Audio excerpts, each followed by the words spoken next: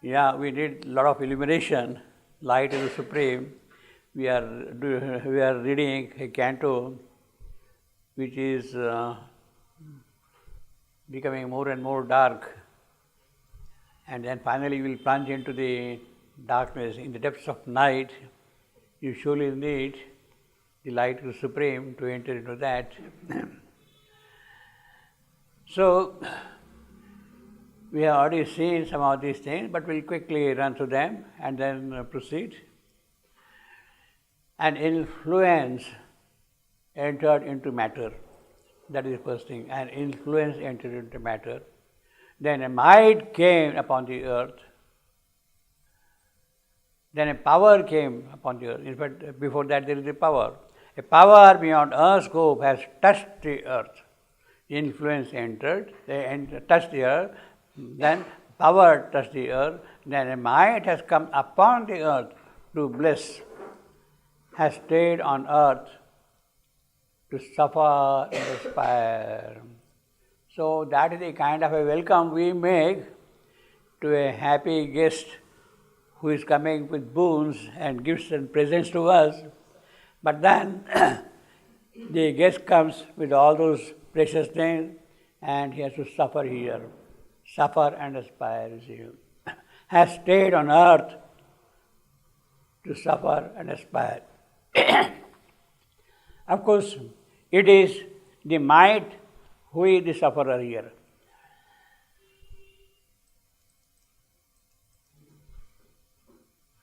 Might is the sufferer here. But that might also is here now while suffering, aspiring. Suffer and aspire. She enters into matter. She suffers, of course, because she is in a totally different kind of a situation altogether, in an entirely alien world. And you not only feel uncomfortable, you feel miserable, you feel uneasy, you are not able to do things what you want to do in the alien world. That is what life is there. Matter is something totally new to her, and it is absolutely something not at all akin to her nature, to her character, to her vivacity, to her joy, and that sort of a thing, you see. So naturally she will suffer here. Did she know that she is going to suffer while deciding to enter into matter? She heard the call from the gods. The gods made an urge to life, request, plea to life. Please come and redeem us from this confinement of matter, and life obliged. She accepts the call of the gods and enters into matter. While she is accepting it, has she any inkling that she is going to suffer? If she has an inkling, yes, she might suffer here. Would she still then enter into matter? But life is life. Life does not go by calculation. There is a call, let me go and plunge.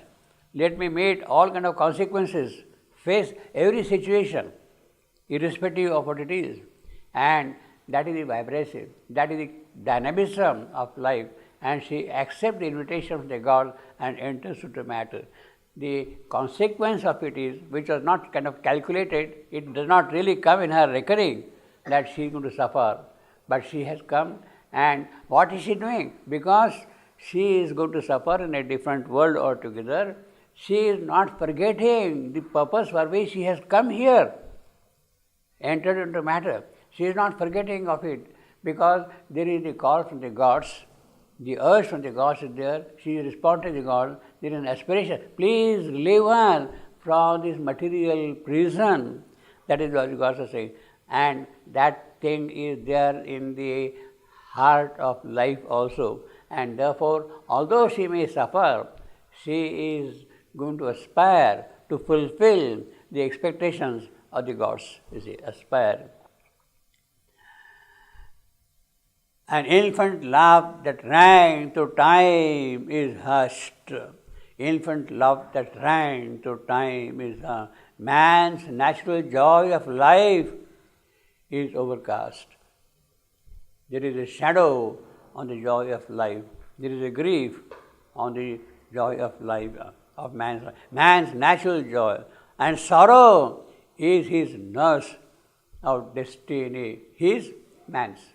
Now it is sorrow who is going to shape his destiny further, more deceived. In fact, man would not make progress. He would remain what he is. Adam would remain Adam forever in Eden unless he suffers. Unless there is a fall, unless he suffers, he would not be able to make progress at all, you see. So that is necessary, that he must accept that condition of suffering. You see. And sorrow is his nurse. That is how the mental being will progress, of destiny. So there is something already marked for man. Man is not going to stay where he is. There is something superior, something higher, something nobler, something sublimer, which is waiting for him, and he has to move towards that thing. And who is going to help that? This sorrow itself is going to push him. That urge is there, and is going to prompt him all the while. Move onward. You see, and sorrow is his nurse of destiny. The animal's thoughtless joy is left behind. Animal thoughtless joy. Yes, animals are happy in their own way, in their own world, constantly, you see. Otherwise they would not be there. The life's joy is there, and that keeps them happy. But then they would have remained as thoughtless joy left behind. Man has left that joy of animal, of the vital proper. He has to go into man, into manhood, step into the mental prospects and the animal's thoughtless joy is left behind. Care and reflection burden his daily walk. Well, that is what has happened now. And this sorrow is there to nurse it further, you see. Care and reflection burden his daily walk. Care and reflection, constantly is there. Now this is equivalent to the mortal coil. What is mortal coil? Care and reflection. Man is caught in a mortal coil. Conflict, difficulties, tribulation, that is a mortal coil. And as I said, the word coil is used by Sri Aurobindo in the original Johnsonian sense, not the coil. You are caught here in the difficulties, in conflicts. That is a coil in which you are caught, you see. And care and reflection burden his daily walk. He has risen to greatness and to discontent. Yes, he has achieved great things, but that great things, the good thing of man, he has acquired many good things, many virtues, but those good things, those many virtues should not come in the way of him becoming great. The good should not come in the way of making him great. In fact, the process should be good, great, and excellent. He has to move on forward, you see. So the good should not come the way of being great. Great should not come the way of becoming excellent and noble and lofty, that kind of a thing. So he has risen to greatness and to discontent. Discontent, yes, I have achieved something. I have gone out of space. My ship is sailing in the outer space. I have now all kind of facilities at my command, but that is still not is not good enough for me. I want to do something more. What is there? He is awake to the invisible. So that is the kind of a progress man has made with the entry of life. He has now that perception, that vision, that idea. Well, you are there as a mental being, but please, there are also things beyond that. Try to reason them. Mental being, rational man, his faculty, highest faculty is pure reason. Pure reason in the sense of Plato. Plato's pure reason is the noblest kind of a faculty. But beyond pure reason, there are spiritual faculties, discernment, intuition, revelation, inspiration, In fact, discernment, inspiration, intuition, revelation, these faculties also should enter into. These are the spiritual faculties we should open in man. Discernment, then inspiration, then intuition, and then revelation. He sees the truth. The truth is revealed. He is not arriving at truth by ratiocination, by mental process of analysis and all that. He just gets the truth straight away like that, you see. So these are the invisible things which are opening. He is becoming awake to them. So man has, in that sense, already that kind of a perception of something which is beyond him. And this has happened because life has entered into this scheme of things, and she is promoting all that thing, you see. In the insatiate seeker, obviously, he remains unsatisfied. Man is insatiate, remains unsatisfied. He has all to learn. In fact, whatever he has learned is practically nothing. What he has learned, what he has acquired is hardly anything. He is exhausted now. Life surface acts. But what are the depths of life? The occult dimensions of life that he has no idea at all. He has to know the occult dimensions of life and see what they are. His beings, hidden realms, remain to explore.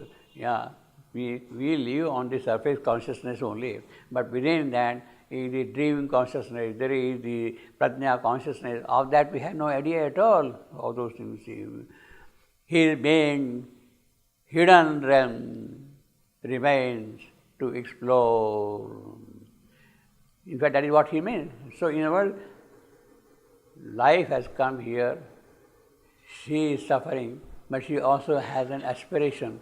It is that aspiration of life which will take man to those realms and which he has to explore, you see. His beings hidden realms remain to explore. He becomes a mind, he becomes a spirit and self, Atman. He has got the knowledge of Atman, of the self. In his fragile tenement, he grows nature's Lord. This is what we were talking last time, nature's Lord. He has fragile tenement, this body, this makeup.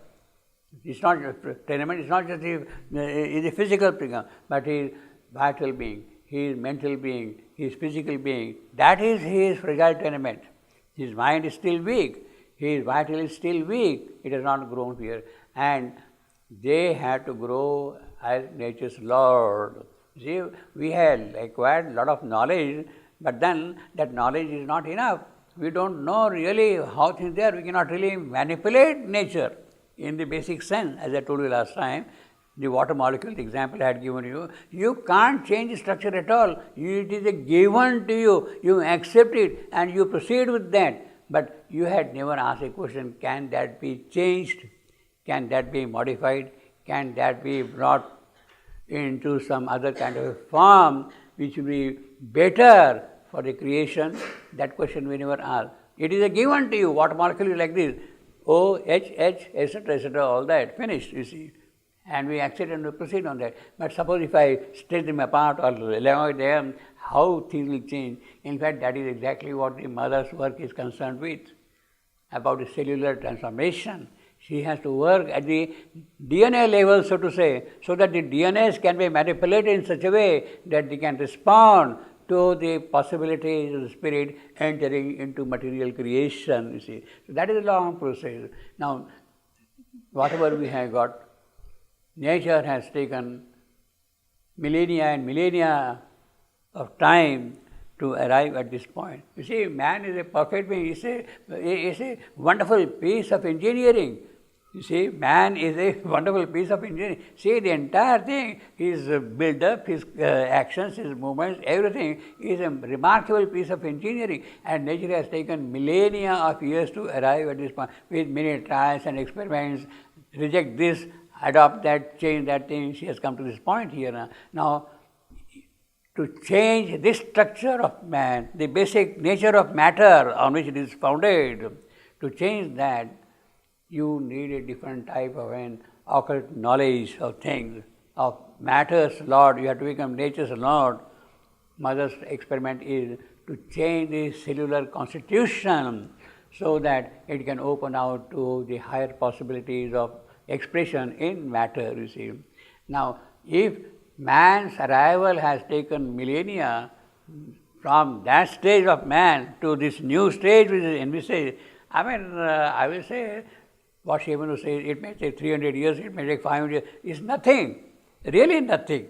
It is so quick, it is as if tomorrow, it's there already, you see. In fact, the work is going on very fast, we are not aware of it, you see. The work is going on what one would call with a tachyonic speed. Tachyon, I don't know whether you know tachyon. Tachyon is an object, a particle which moves faster than light. Faster than light. It moves faster than light, you see. So it is moving faster than light, you see.